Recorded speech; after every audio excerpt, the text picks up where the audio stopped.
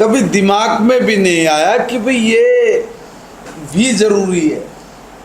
मेरी बहन शाम को सूरज कब छिपेगा इसका इंतजार करेगी, सूर्य उदय ना हो जाए इसकी चिंता करेगी, तब वो फ्रेश होने के लिए सोच के लिए जाएगी। सारा देश, कमाल की बात।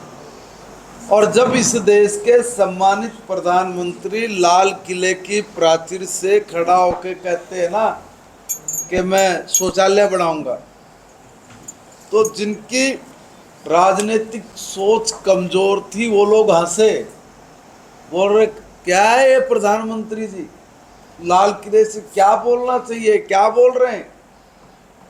उनको हमारे घर की इज्जत इसकी चिंता नहीं थी, कभी की नहीं, कभी उनके संस्कारों में आई नहीं, इसलिए उनको ये छोटी सी बात लगी, मगर हमारे लिए बहुत बड़ी बात थी। और भारत के प्रधानमंत्री आदरणीय नरेंद्र मोदी जी ने 12 करोड़ से ज़्यादा टॉयलेट बना के गरीब आदमी को दिया। यह बहुत बड़ी उपलब्धि है, सबसे बड़ी उपलब्धि है।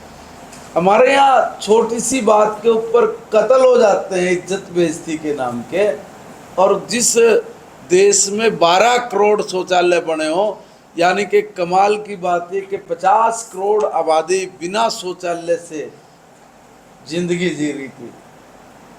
125 करोड़ 140 करोड़ में से आप कल्पना करिए 50-60 करोड़ लोगों के पास शौचालय नहीं, और हम कह रहे हैं कि हमने कुछ काम छोड़ा नहीं। तो तुमने किया क्या? एक छोटा सा शौचालय तक भी नहीं बना पाए भाई। इतना ही नहीं है, भारत के प्रधानमंत्री नरेंद्र मोदी जी ने प्रधानमंत्री बनते ही कहा कि भाई, हमारे प्रधानमंत्री राजीव गांधी जी बोलते थे कि भाई मैं 1 रुपया भेजता हूँ 15 पैसे पहुँचते, इलाज करो इसका। तो इलाज किया। देश में जिन लोगों को बैंक में खाता खुलवाना है और गरीब आदमी को, तो बैंक की चौखट पे भी नहीं चढ़ सकता था, उसको 2 लोगों के हस्ताक्षर कराने पड़ते थे, तब जाके खाता खुलेगा। और मेरी मर्जी, मैं हस्ताक्षर करूं कि ना करूं। बड़ी चिंता थी, मगर मिशन बड़ा था, इसलिए एक योजना ले आए, कहा कि जनधन के जरिए हर बहन का खाता खोलेंगे 0% पर।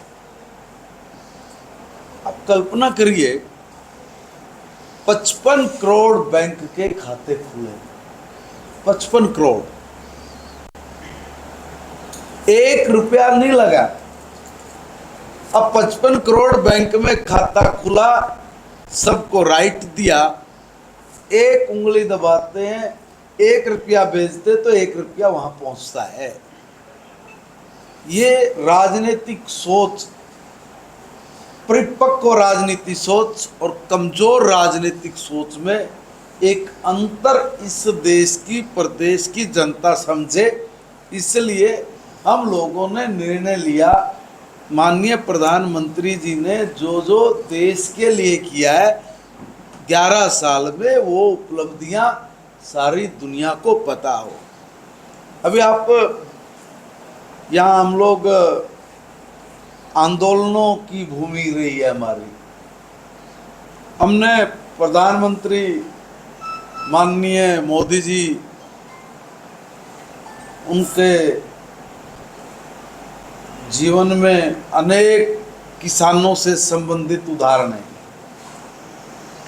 और उन्होंने 2016-17 में एक घोषणा की कि भाई ये जो देश का अन्नदाता है ये बहुत परेशान है, इसकी चिंता करनी चाहिए।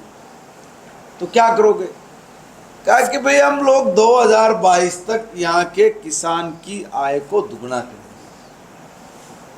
2022 आया, हमने बड़े सिस्टमेटिक ढंग से प्रधानमंत्री जी ने उस काम को किया।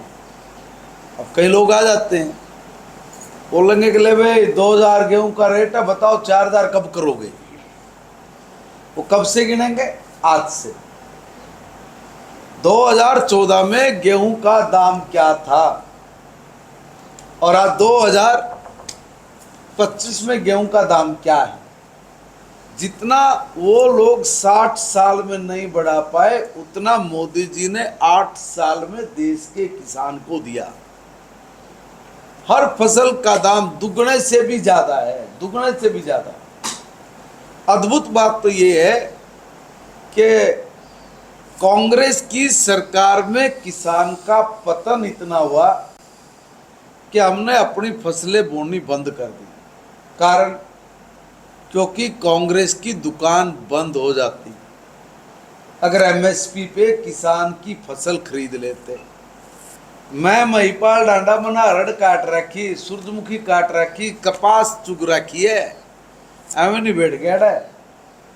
और वो जो चुगी और काटी है ना, झाड़ी भी है, बाजरा भी काट कर न लठा के तोड़ के न गेर के न सिट्टी काट के न सारा काम करा, मगर कर तो लिया, वो भी लिया किसान के नाते, मगर मंडी नहीं मिली हम लोगों को।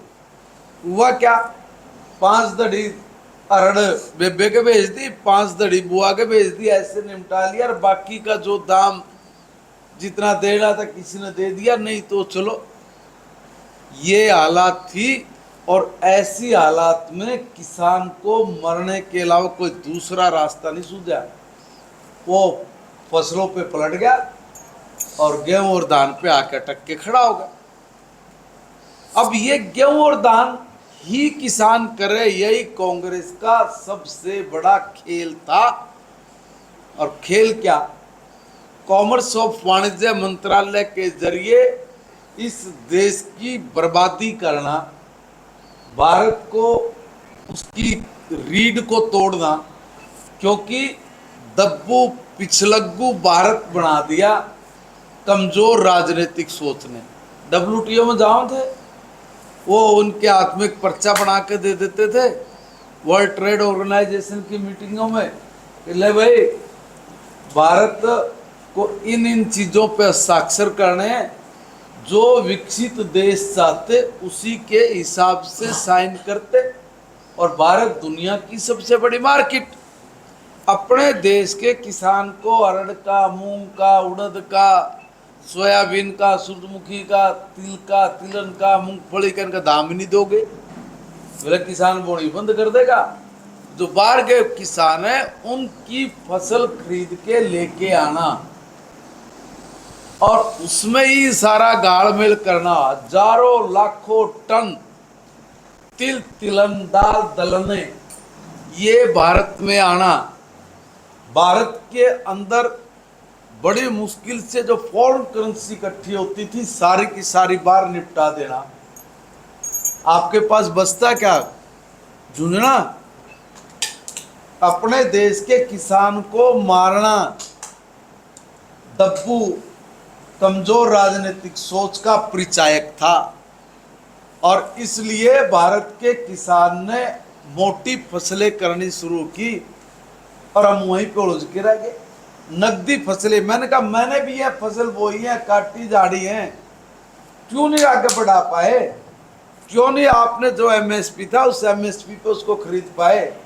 सरसों की बात करूं, मुझे ध्यान है पहली बार आदरणीय मनोहर लाल जी ने मुख्यमंत्री होते हुए 25% किसान की सरसों खरीदी। सारा विपक्ष खड़ा हो गया, कहने लगा बोला भाई ये जो सरसों खरीद रहे हैं ना, ये तो बड़ा गलत कर रहे।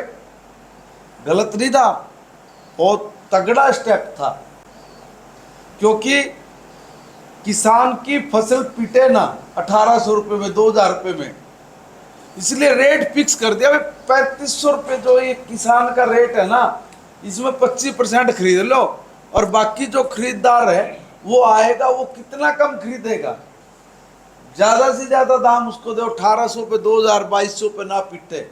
और आप ध्यान करना 3000 रुपये से लेकर 3500 रुपये के बीच में रेट रहा। अगर जब किसान की फसल 25% पर ना खरीदते ना, तो 2000, 2200 में पीटता हमारे किसान को। और ये बोले बिला भाई एक और बात बोल दी बिला, इतने काम किए कि मैं ऐसे धारा प्रवाह ज्यादा नहीं, कम से कम 5-6 घंटे तक उनकी उपलब्धियों को गिना सकता हूँ। मगर कम कहे को ज्यादा समझते हुए मैं इतना निवेदन करूंगा कि जो भारत को 2047 तक विश्व गुरु बनाने का अपना सपना है, विकसित भारत बनाने का अपना सपना है, उसके लिए सारी दुनिया में पहुंचना जरूरी था। और जैसे मैंने पहले कहा, सारी दुनिया में भारत का तिरंगा झंडा गाड़ के सारी दुनिया के साथ राजनयिक संबंध अपने अच्छे स्थापित करके हमने दुनिया में भारत ने दुनिया को ये बता दिया है कि हम किसी से कम नहीं। और जो पहले दिन माननीय प्रधानमंत्री जी ने कहा था, ना खाऊंगा ना खाने दूंगा, ना डरूंगा ना डराऊंगा, ना झुकूंगा ना झुकाऊंगा, आंख में आंख मिला के बात करेंगे, उसी बात का नतीजा है कि आज सारी दुनिया के लोग मानते हैं कि नरेंद्र मोदी जी जैसा राजनेता आज के युग में कोई दूसरा है नहीं, हुआ नहीं।